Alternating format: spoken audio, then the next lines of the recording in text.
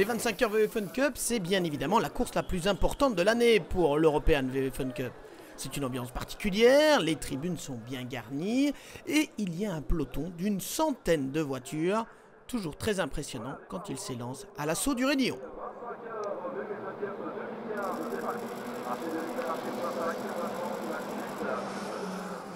99 VW Fun Cup au départ, ça fait beaucoup et nous avons donc choisi de vous présenter le peloton en accéléré. Très impressionnant, pas vrai?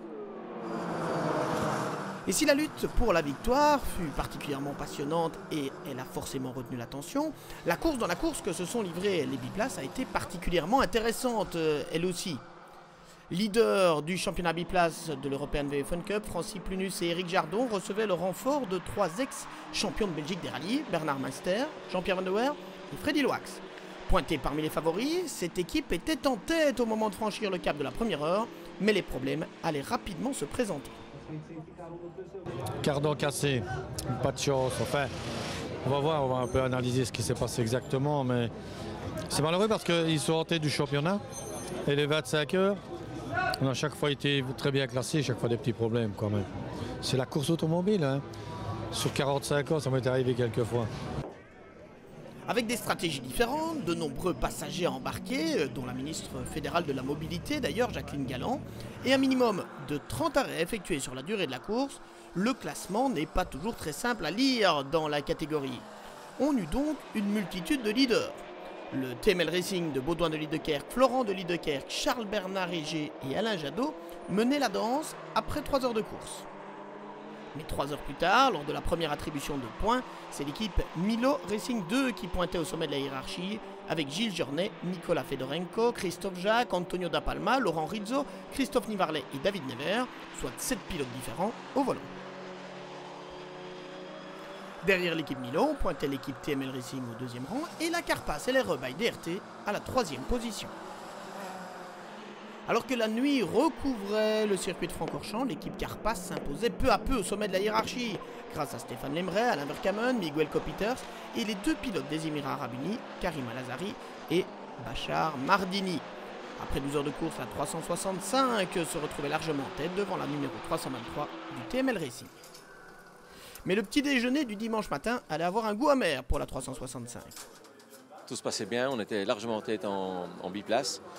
Et malheureusement, on nous est rentré dedans, donc on s'est retrouvé à 3 de front en bas du raidillon.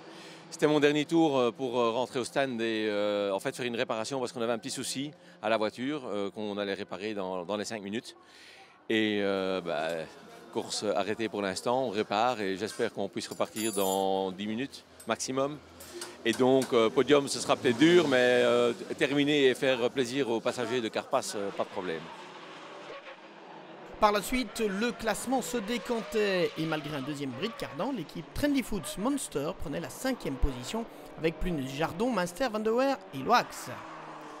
4e position pour l'équipe Sunchild de Mesquita, Kruger, Van der Reis, Kenis, Daf, Semoulin et Muller, une équipe qui a profité des 25 heures pour faire connaître l'association Sunchild qui vient en aide aux familles des enfants malades. La plus petite marge du podium revenait à la biplace Evo 2 de DRM Motorsport 3, pilotée par Rapper, de la Serna, Eikens, Verdonk, Delmarmol et de Robiano.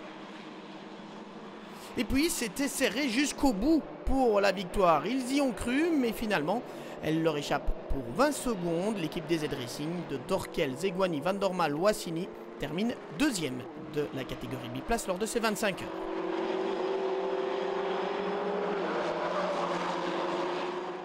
En fin de course, même un ultime arrêt tardif n'a pas empêché le TML Racing de s'imposer une fois encore dans la catégorie des biplaces. Un beau succès supplémentaire pour Baudouin de Liedekerk, Florent de Liedekerk, Charles Bernard Riger et Alain Jadot sur cette voiture numéro 323. Je vais presque dire que ça devient une habitude. On devient les spécialistes de la biplace. C'est votre 40e victoire aux 25 heures. Oh, je pense, il me semble qu'on en a déjà bien eu 4 ou 5. Ou certainement, oui, en biplace. Hein. Celle-ci était un peu particulière? Amusante parce qu'avec la pluie, c'était amusant et on a fait une stratégie avec une consommation réduite, ce qui nous a permis de faire un arrêt en moins. Et voilà, donc comme ça on a gagné. Parce qu'il y a 2 heures, on remplaçait un amortisseur, on avait cassé un amortisseur. Donc voilà, on est content, c'est une belle victoire.